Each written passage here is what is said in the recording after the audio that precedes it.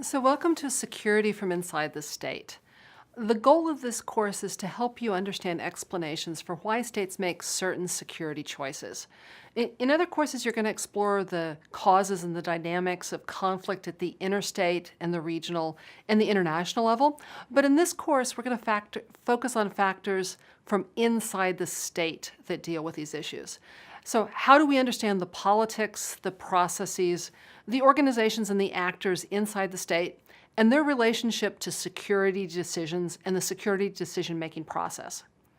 So some of the factors we're going to talk about actually vary by state. One can expect, for example, the United States to behave differently than other states, and we'll talk about why. But some of the things we're going to talk about actually are very similar in every state.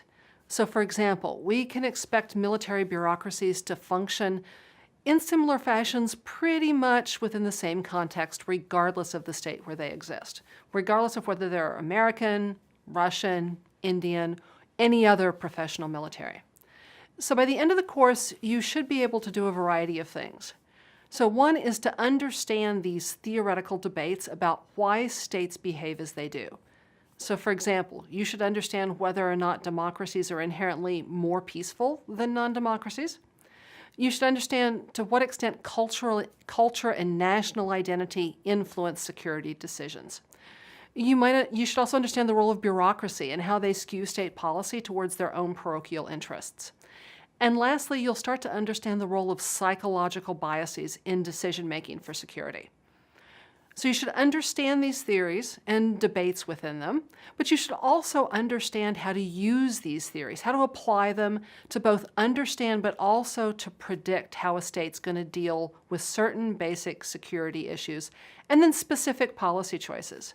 So for example, we're going to look at what role the bureaucracy plays in the selection of grand strategy, in nuclear weapons strategy, in the defense budget. We're going to look at some of these basic questions. We're also going to look at the relationship between a state's domestic and often very partisan political battles and its civil-military relations. We'll look at the relationship between that and military doctrine.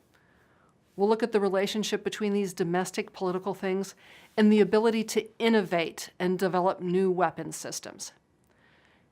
So finally, by the end of the course, you should actually have a repertoire of theories and ideas that you can actually both identify but that you can inherently use to explain many, most, some, maybe even one specific state security decision.